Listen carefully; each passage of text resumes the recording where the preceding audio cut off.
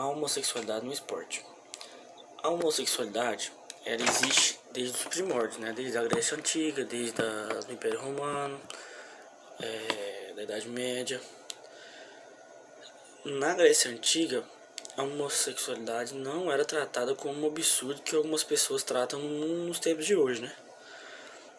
Muita gente, no caso, os homofóbicos, tratam a homossexualidade como um absurdo. Ver dois homens ou duas mulheres juntos de mão dadas ou se beijando em praça pública, pessoas tratam como um absurdo. Na época,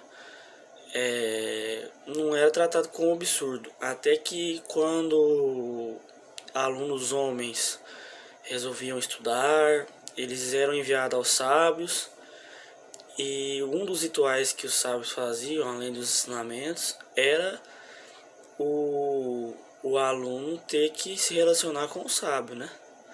Era uma forma, entre aspas, de dominância do sábio para com o aluno. Era parte de um dos rituais, né? Acontecia, na grande maioria das vezes, com os homens, pelo fato de as mulheres quase não ter oportunidade de estudar naquela época, quase zero, né? Nessa época, quando um homem mais jovem se relacionava com um homem mais velho, era dominado de pederastia. E na Grécia Antiga começou assim os grandes eventos esportivos, né? Então, por consequência, acredita-se que ali já se tinha, né? Atletas homossexuais. E como eu disse, não era tratado como um absurdo que é tratado hoje. Lógico, nem sempre tratado com, entre aspas, normalidade, mas não era tratado como um absurdo que era hoje.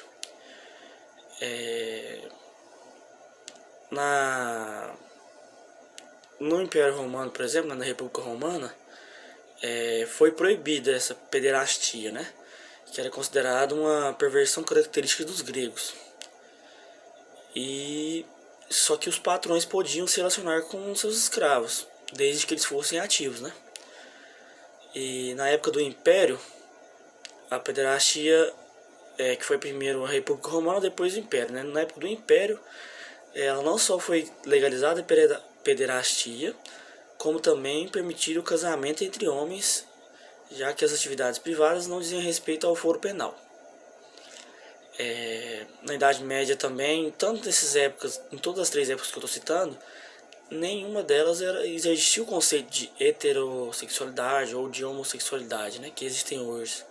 Esses conceitos foram criados no século XIX, né, na Inglaterra, que foram criados os conceitos de heterossexualidade e homossexualidade. Assim, que ficaram fortes, né, foram se disseminando pelo mundo esses nomes, né. E em todos esses três períodos que eu disse, já existia a prática de esporte. Então, comparado com o que é hoje, né, com o que é tratado um absurdo um atleta de alto nível ser homossexual, não era tratado como um absurdo que é hoje, apesar de que provavelmente tinha sim a discriminação, né, mas com bem menos tratamento que é feito hoje em dia. Hoje em dia não, né? Já faz um bom tempo. Enfim, aqui eu vou trazer 15 momentos marcantes da história do LGBT no esporte. Vou trazer aqui e vou falando cada um. 1975, Dave Coupen foi o primeiro jogador da NFL a se declarar homossexual. Ele foi embaixador dos jogos gays, né? Que esses jogos gays foram criados nos Estados Unidos, em São Francisco, na década de 80. Que se assemelha muito às Olimpíadas, né? Foi criado com o intuito de fortalecer a luta contra o LGBT e mostrar a força, né? Mostrar a força porque é um evento grande, a mídia cobre e tal. E vamos ver o próximo.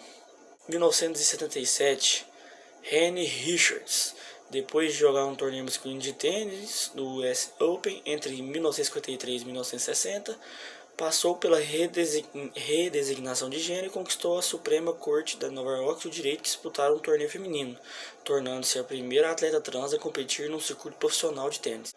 1981, Martina Navratilova, um dos maiores nomes da história do tênis mundial, saiu do armário no auge da sua carreira e se tornou uma das principais ativistas LGBT no esporte. 1990, esse é um caso assim marcante, né? E com um final trágico, que foi Justin Fashanu, foi o primeiro jogador da liga inglesa de futebol a publicamente se declarar homossexual.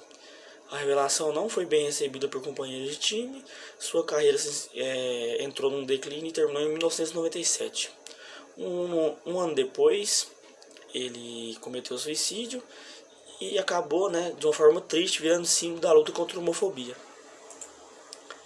1992, Bruce Hayes, o campeão olímpico do revezamento 4x200 metros livre em Los Angeles, 1984, se tornou o primeiro medalhista olímpico americano a se declarar gay em 1992.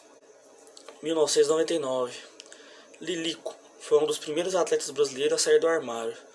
Ele teve uma carreira de muito destaque no juvenil e foi cortado da Olimpíada de Sydney, por relatos dele próprio, por ser gay. Ele morreu aos 30 anos após um AVC. Aí tem mais alguns marcos, né? Em 2009 teve Gareth Thomas, um dos grandes nomes do rugby no país de Gales, se tornou o primeiro atleta da modalidade a se declarar abertamente homossexual. Já no fim da carreira, em 2009, ele se declarou. E no ano seguinte ele foi apontado como a personalidade gay mais influente do Reino Unido. Aí tem, se eu não me engano, tem mais o caso de 2014, emblemático, do Jason Collins, que após 13 temporadas na NBA tornou-se o primeiro jogador abertamente gay da liga, o que custou ele ficar de 8 a 9 meses sem clube. E depois mudou sua camisa quando ele foi para o Brooklyn Nets, depois que conseguiu arrumar um clube, mudou sua camisa para 98, ano que o estudante gay Matthew Shepard foi brutalmente assassinado. Tem mais alguns fatos históricos assim da luta LGBT, na área do esporte.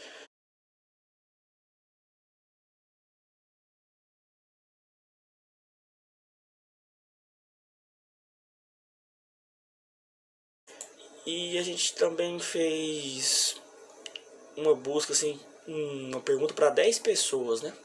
Uma delas era professores, aí das outras 9, algumas eram homossexuais, outras heterossexuais, né? Eu vou colocar em destaque, só uma pessoa falou que nunca presenciou um ato de injúria homossexual ao vivo, então não tinha como se pronunciar sobre o assunto, né? E uma pessoa deixou a gente dar o nome e contar como foi a experiência para ela, que foi a professora do projeto Nova Geração, da Prefeitura de Tuiutaba, de handball. Esse projeto de handball, e ela fala assim, que como atleta ela nunca presenciou, ela já foi melhor jogadora de Minas 3 ou 4 vezes, se não me engano, de handball. Acho que até no esporte feminino, ela acha que a aceitação é bem maior do que no masculino. E que como técnica de equipe masculina, ela falou assim, já como técnica de equipe masculina eu presenciei alguns momentos que foram bem ruins, até porque não tive como evitar que alguns dos meus atletas passassem por esse tipo de situação, ainda mais na época muitos ainda não tinham contado em casa e para eu tomar uma medida na esfera judicial eles tinham que contar aos seus pais e eles não estavam preparados para este momento. Então, relatei o episódio aos meus superiores, mas infelizmente nenhuma retratação foi feita por parte dos agressores. Na época, foi muito gratificante ver os atletas heterossexuais apoiarem o atleta ou os atletas homossexuais. Inclusive foram os que mais cobraram por uma medida judicial, o que me deu a diretriz de que o trabalho que ela estava desenvolvendo estava pautado não só no esporte, mas principalmente no respeito, até porque ela é mulher e trabalha com homem há anos, e isso é bem raro de acontecer, ainda mais ser respeitada como técnica. E assim, a todas as outras pessoas que responderam, né, todas as 10 responderam, só uma pessoa que não disse que não vivenciou, falaram daqui a sensação é péssima de ver assim uma pessoa do lado, ou então uma pessoa que sofreu, passar por esse tipo de situação. Isso é um problema muito grave, a gente tem que mudar, a gente tem esse poder de ser novos educadores, novos professores. Isso tem que ser passado desde jovem, desde muito pequenininho. Isso é uma questão, infelizmente, até de cultura. Muitas vezes é ensinado em casa a não a tratar a tratar homossexuais com indiferente, de um jeito diferente, o que é uma coisa absurda. Somos todos iguais, ninguém pode ser tratado de forma diferente, pior ou melhor, por sua opção sexual. Então, isso tem que ser tratado desde novo, tanto em casa quanto no âmbito escolar, porque a partir do momento que você vai ensinando para criança que isso é errado, que todos nós somos iguais, temos que ser tratados iguais, ela vai adquirindo isso com o tempo, porque não adianta só um lado fazer, mas nós que somos futuros educadores temos como missão começar, né, a fazer